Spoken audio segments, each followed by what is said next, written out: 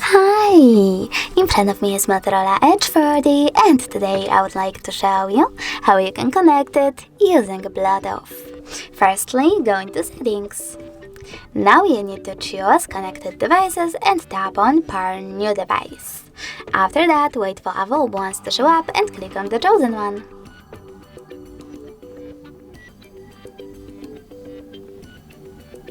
In this pop-up over here, you need to select Pair and wait for the other device to accept your connection request. As you can see, after a couple of seconds, my devices were successfully connected. If you want to disconnect them, you can do that by clicking on this gear icon next to chosen device, tapping on Forget, and confirming your choice in this pop-up.